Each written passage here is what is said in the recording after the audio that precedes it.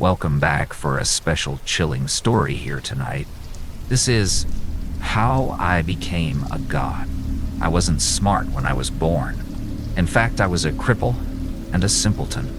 I couldn't walk, so I dragged myself around the forest floor, never straying from my mother's presence. I felt at the time she never cared much for my siblings and I, mostly letting us fend for ourselves. But I realize now she kept a careful eye on us.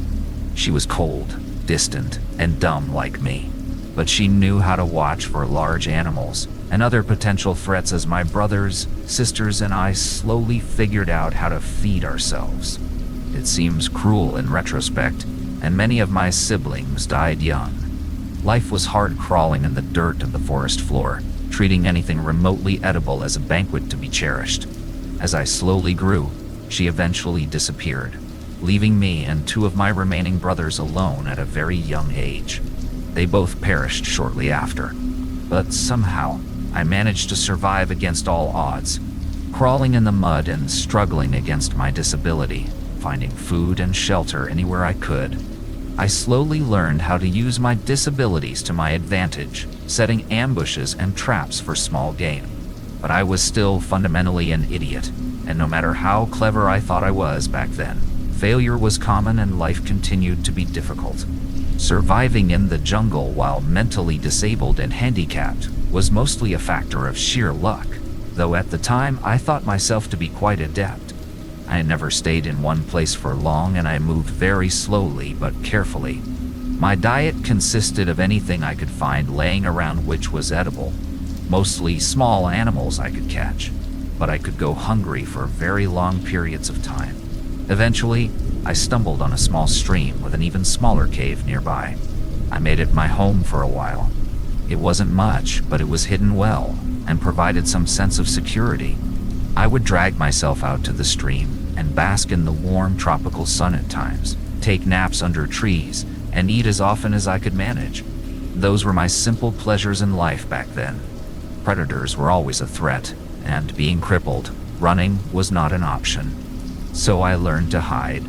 I learned to read my environment. I learned when to be loud and when to be quiet. And against all odds, I somehow survived. Once again, in retrospect, I mistook luck for cleverness, and that would have been my entire life, up until I starved or finally ran out of luck. But that is where my story really begins, where it should have ended. I was crawling along the forest floor searching for something, anything to eat.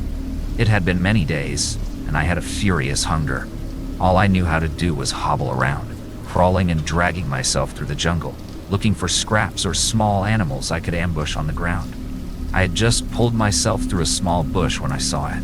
The jaguar was low to the ground, in a pouncing position. On any other day, I might have become its meal then and there, but it was focused on something else. I remained absolutely still, barely even breathing, hoping to not draw its attention.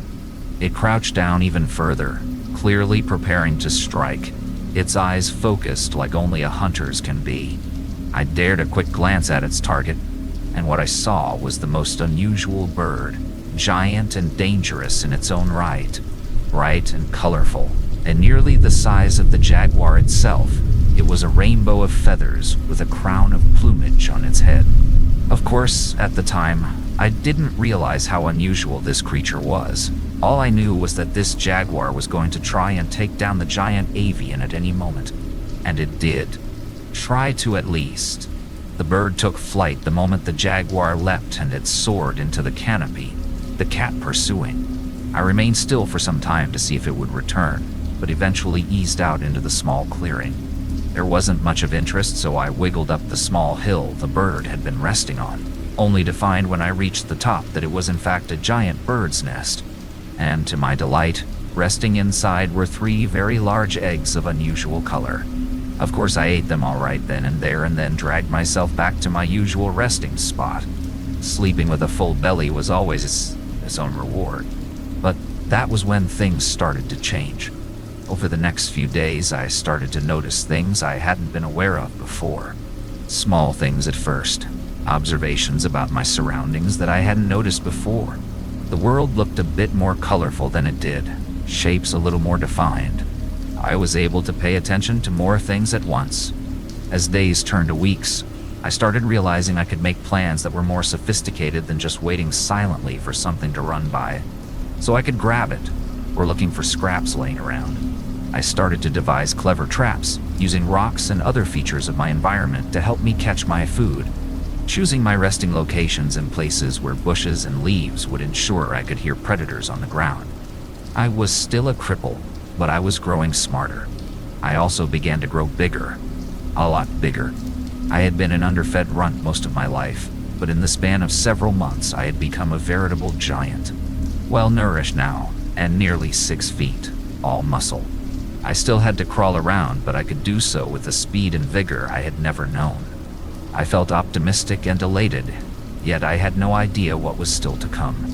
As months turned to years, I was able to walk for the first time in my life. Few predators could stand before me now, as I stood nearly 12 feet tall, a titan of the forest, with a strength to match. I strolled carelessly through the trees, eating what I wished, when I wished, where I wished. I built my first house out of stone and fallen trees. I was the king of the jungle, and I climbed my first tree. I will never forget it. Hundreds of feet up in the forest canopy, I finally reached the sunlight atop the tallest tree I could find and looked out upon my domain. Endless green as far as the eye could see in every direction. A playground which had once threatened to consume me, but which was now mine to explore freely. And so I did. I began to travel more. I discovered rivers, waterfalls, groves, huge cave systems, and giant sinkholes and lakes, and so many new types of plants and animals I had never seen. Frogs and birds, cats and spiders, animals which ate plants and plants which ate animals. Over time, I took a special love of watching the tree monkeys, as they were the only other animals which seemed to express an intelligence like my own. Which is why when I found a small one which had been injured, I carefully collected it and took it with me. I nursed it back to health, fed it, earned its trust, and it became my little companion. There were no names back then, but none were needed. For the first time in my life, I felt genuine love for this one specific creature. My first friend. I had to take great care, as my growing never seemed to cease. By my memory and estimates, I may have been nearly 30 feet tall by then, and this little monkey was barely a fly by comparison. But the joy he brought me as we traveled together, as he gathered tiny fruits for me, and as he slept peacefully next to me, made me realize how lonely I had been all those decades wandering the forests all by myself. Always just watching, but never feeling like more than an observer anymore. When he finally died peacefully of old age, I was, of course, heartbroken. I knew it was coming. I had seen how he slowly weakened and deteriorated. While I seemed to defy the years and continue to grow, time shifted the world around me. Landscapes slowly changed, rivers altered, animals came and went. After he died, I retreated back to a more observational phase of my life again, mostly wandering the forest and indulging in the sights and sounds around me. I don't know how long I spent like that before they found me. Other monkeys, but these ones were even more like me. They were extremely clever. They made noises at each other in rapid and consistent manners. They used tools like me, maybe even more clever than the ones I had devised. And of course, they were terrified of me. I was a giant, towering over them, looming nearly as tall as the trees. I mostly left them alone, but would sometimes go and watch over them. They built strange houses out of sticks and leaves, not too dissimilar to the one I had built out of rocks before I no longer had the need for such a thing. They even appeared to be able to wield fire, and lit up the night in ways that I had only seen from the thunder of an angry sky. As time went on, more and more of them would come and visit me, and I slowly gained their trust, even if their caution and fear never fully passed. I learned over time what their noises meant, and after some effort on my part, we were able to communicate quite well. They would often come to me and ask questions about the area. Good hunting grounds, water sources, places to make a new village. After all, I had been almost everywhere.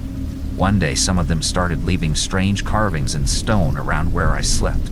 I asked one of them about the artifacts.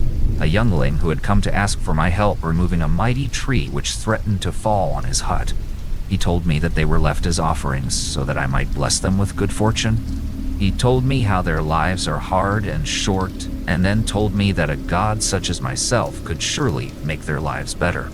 That was the first time I had encountered the concept of a god. I had taken a liking to these little ones, so I had already been aiding them with my knowledge whenever they would ask for it. But he was right. I could do more. Much more. I remember the look of terror on many of the little people's faces as I towered over their village. Perhaps they were expecting some wrath for a perceived slight. I can't know. But I quickly made it clear I was there to help by removing the offending tree and setting it out of harm's way. Our relationship expanded quickly over the next few years, and they devised great and clever projects which took advantage of my size and relative strength. In those years, we accomplished in days what would have taken them decades on their own, were it even possible at all. We even replaced the village huts with a more durable collective structure, stones stacked so tall that they dwarfed the trees around them. The giant pile of boulders was carefully stacked to create living space to spare. A crude pyramid of sorts, I would later come to realize. Things went well for a while, and I took a very active role in the lives of my new friends. It reminded me of my old monkey friend from so long ago, except this time, there were many, and I could speak to them and share my thoughts and feelings. It was an exhilarating time for me, and we accomplished much. We dug trenches to allow water to reach areas where they could cultivate crops. We studied the stars together and speculated on the mysteries of the forest and the world. I watched friends be born, age, die, only for new friends to appear. After many, many years, though, the number of friends grew, and grew, and grew. Eventually, there were so many that they began to fight each other over what seemed to be the infinite bounty of the forest. Their noises changed, and I could no longer understand all of them anymore, only the ones I remained near. They began to ask me for help or blessings hunting other people, fighting other villages. I always refused. The tipping point came when the village I attended attempted to sacrifice a young girl in my name in order to gain my support in an upcoming raid. I had tried to tolerate them and understand them, but their pettiness had boiled over, and I was exacerbated. There were too many people, too many villages, too many conflicts, too much sadness. It felt like I was crawling through the mud again. A dumb cripple, unsure what to do or where to go, and with little means to accomplish anything. I realized the moment they placed that little girl on the altar that I had forgotten what it meant to be helpless, so I accepted their sacrifice. I took the girl, and I left that village and never returned. I went as far as I could away from that place, and I did my best to take care of that little girl. She was small and frightened at first, but grew to trust me over time. We traveled south until we reached a great cliff with a waterfall, far away from the little people. I built her a little house of stones at the top of the cliff right next to the waterfall, with a spectacular view of the forest below. I didn't even think to ask her name until she took the initiative to tell me, much later. Names have no meaning in the forest, but I discovered it was Sasniate, an old and beautiful name I will never forget. We were together for a long time. She grew up, and once again more little people discovered us. Once again they would come and ask for advice at first, and once again their requests would grow to be increasingly more and more demanding. Untrusting of the little people now, I would often withdraw or refuse to speak to them. Often, I could not even understand their noises anymore. But Sakie would take over and represent me in my stead when the weight of it all became too much. She even put feathers on her head like me in order to gain some trust and status from the visitors, so they would eventually come to understand that I trusted her. After a time, it almost became expected that she was the one you would speak to when you came to me, which I was fine with. She never once misrepresented me. We were both children of a similar fortune, abandoned by fate, but then entrusted with something special we could use to help others, and I knew she could be trustworthy. I slowly came to understand that she was good at what she did. I watched her mend divides, forge alliances, and eventually even end a war. I was a simple person of the forest, but she was a politician, and she knew how to use my name and power to change the little people. to make them better. I loved her, more than I even loved that little monkey. She was kind, gentle, but intelligent and uncompromising. She taught me things I had never heard of, things she learned of from our visitors. We had no needs, so knowledge was paid for with knowledge. Forms of what I would later find were arithmetic, astronomy, philosophy, and more slowly arrived bit by bit. It gave me a new window into the world around me, one I had never given its due consideration, despite being more ancient than many of the trees. It always amazed me that these little people were so creative and intelligent, and it was her. She was the one who in the end inspired me to put my faith in them again. I started to take a more active role once more, but being mostly stuck in one place, I studied and philosophized and tried to make myself useful to the little people in the ways I could. I slurped up knowledge and I offered it back to any who asked. I was too big to move so freely around the woods now without laying waste to it, but the little people seemed more than happy to come to me. Saxoniet even gave me a name, and while the little people had called me many things before, this was the first one I truly took to heart. And in those years my heart grew nearly as fast as I did. When she died, I was once again heartbroken. It was a tragic accident. Nearly 140 feet now. I was so massive it was hard to even move through the woods anymore without trampling everything in my path. I tended to just remain in the same spot near the top of the waterfall as a result, and spent most of my time asleep or staring out over the vast and beautiful jungle, framed by the mountains hundreds of miles behind it. I don't know why she had come so close to me while I was sleeping that night, or what cruelty of fate caused me to roll over. But when I woke up, I found I had accidentally crushed her to death. I could barely even recognize her. I had seen the little people cry before, but that was the first time I myself had ever truly wept. I hadn't even realized I was capable of it. I retreated deeper into the forest after that, avoiding everything. Everyone was so small, and I was so dangerously large. I just wanted to go hide in a cave somewhere and never come out, but even finding such a large cavern now would seem nearly impossible. As was so often the case in my life, I do not know how much time passed, probably ages, but eventually the little people found me again as they always did. But this time it was different. They remembered my name. They brought me food and gifts. They once again asked for my knowledge and my help to save and improve their lives. I enjoyed their company despite my distrust, apathy, and depression. Eventually, though, they asked me to come with them to their town, and after much deliberation, I finally agreed. What I found when I arrived there was a landscape drastically transformed. The massive destruction of a forest replaced by farmland, and a great city made of stacked stone, much like the one I had made so long ago, but much more refined and massive. And the number of little people was uncountable. The forest's devastation was so great that I could not even see the trees on the other side of the city. I just stood there, towering over everything, and felt horror ripple through me from my head to my toes. I felt as though this was somehow all my fault. I should have known this would happen. I should never have helped the little people, for they were so smart that the forest itself had become their prey. Or maybe I should have helped them more, taught them better to be stewards of the forest, not destroyers of it. I immediately left without a word back the way I came. They followed me yelling and crying my name for some while, before eventually giving up and returning to their desolation of a home. I went further south, far further south. I dreamed about that bird from so long ago. Was it the last of its kind? What destruction had I myself wrought on it, or its species when I ate its eggs?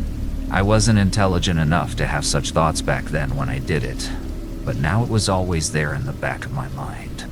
How easy it truly is to destroy something beautiful out of sheer ignorance. I finally found a new cave, my cave, large enough for me to fit in snugly, and I went to sleep. As always, I do not know for how long. Ages most likely. And once again, I was awoken by the little people. They hadn't changed much by my perception, but their noises were new. It took me some time to understand them again, but once I did, they told me of how things were.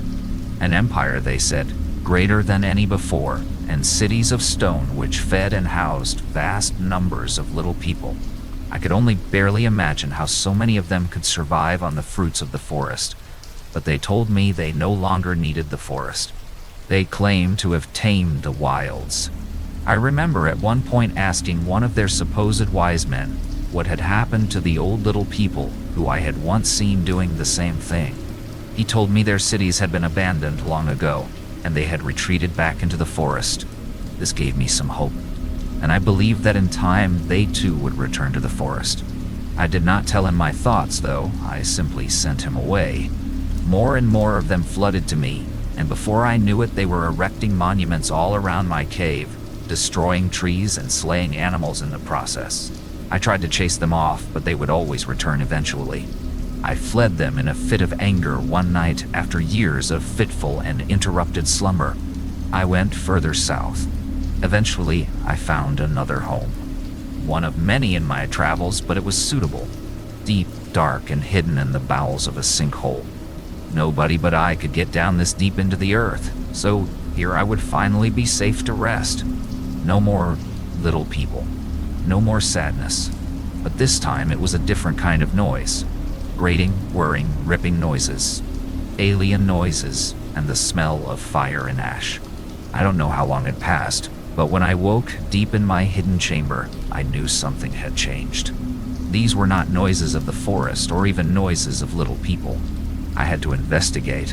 When I peeked out of my cave, I stood up and looked over the trees to see smoke filling the air and huge swaths of forest completely burned to the ground. I went to go see what was happening and observed the little people burning and chopping and tearing at the trees with strange tools I had never before seen. Noisy tools. Violent tools. Some of them spotted me, and it wasn't long before they were screaming and fleeing in mass. I couldn't understand. There were no crops here, no city. Why were they destroying the forest, burning it to the ground even? Not even using the wood from the trees as they used to do. I walked through the devastation and saw it stretched out seemingly forever. In the distance, I saw strange buildings, very different from the stone and thatch ones I was familiar with, and vast herds of unusual animals I had never encountered before. The forest had turned to grassland at the hands of the little people. I stood watch over the area for a few years, frightening off those who dared trespass. I wandered around and patrolled, destroying the infrastructure the little people used to attack the forest wherever I found it. I took care never to hurt any of them, and it wasn't hard as they always fled in my presence. I became cold-hearted, though, and felt the little people were a plague, a disease I had allowed to fester. Once again, I believed this was my fault, that it was something I could have prevented. Time continued to pass. Many suns, many seasons, many years. I remember one day I saw a strange bird fly overhead. I now know it was an aeroplane, but at the time it reminded me of the bird from when I was just a young cripple. Giant and majestic, beautiful. I tried to follow it, but it was far too fast, and I watched it disappear over the mountains. I remember wondering what new lands the bird would discover over there. Maybe ones without little people. No matter how much I tried, though, I couldn't stop the destruction. Always small groups, simple tools, and a lot of fire. I could not be everywhere at once. I felt despair. Time passed, but an old man found me one day and spoke to me in new and unusual noises. At first I ignored him, but he persisted and slept nearby every night, refusing to leave. He would come every day and make the same noises at me.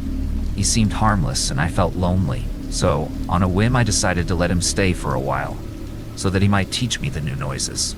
We were eventually able to speak more clearly. He gave me his name, Fabio, and he was also born in the forest. He told me many strange, wonderful, and terrible things. He told me about how the land was now used for raising cattle. He told me about how the silver bird was in fact a machine created by little people. He told me what he knew about science, about history, about society, that there were entire nations of little people all over the world, that the little people had conquered it all. I came to feel he was like me, for he seemed saddened by it. He said there was nobody left who understood the old ways, living in the garden and only taking what you require. He told me few people believed in me anymore, that I was just a scary story told to frighten frontiersmen's children, or just a mythology told in schools, that those who claimed to have seen me were met with disbelief.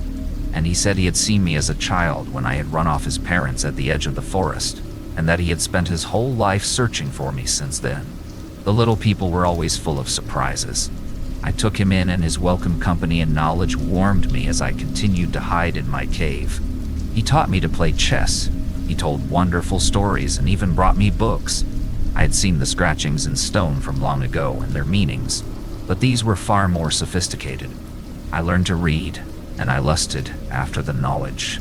He would go out once every few months and bring back more books, photographs, and at one point even a motion picture for me, which I devoured greedily. Years passed almost in an instant, and I barely ever left the cave.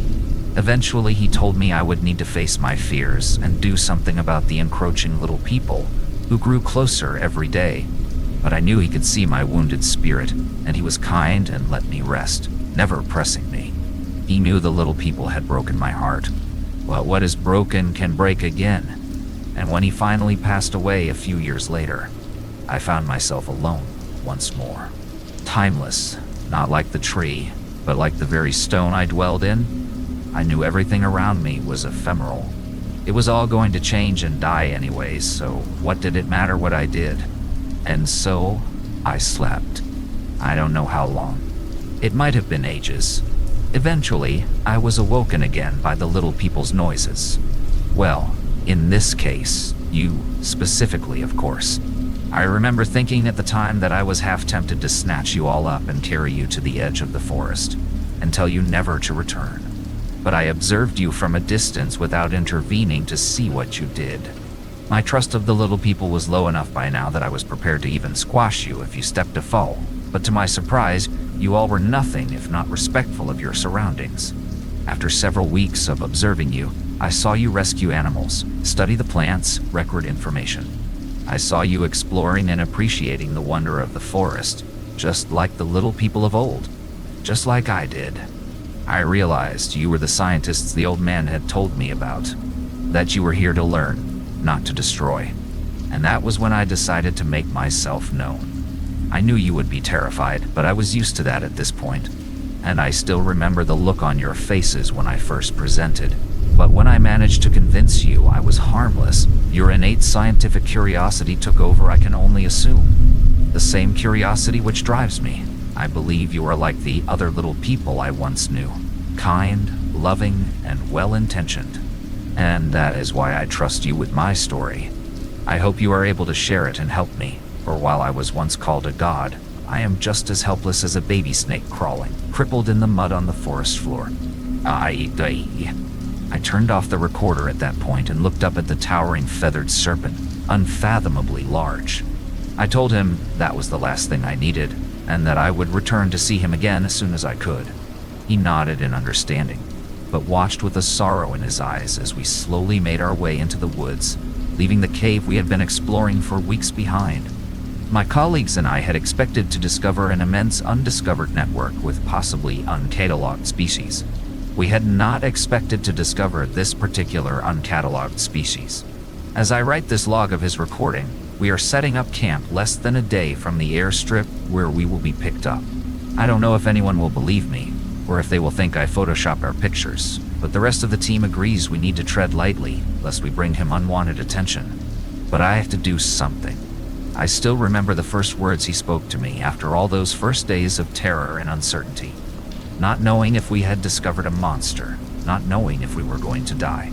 But the monster turned out to be anything but. I will never forget what he said the first time he spoke to us. I have been watching you. Do not fear. I have been here a long time. The world is changing, and I am crawling in the mud again. I was once a little forest snake, but I was given the name Quetzalcoatl long ago by someone I loved very much. Now, once again, I am as helpless as a little snake. I need you. Every day my home gets smaller, and the little people grow. Every year I must hide deeper and deeper to avoid their shiny birds and stinging smoke. I may look big to you, but I am just a simple creature crawling in the mud. Please help me save my home. Nahi. They were pretty.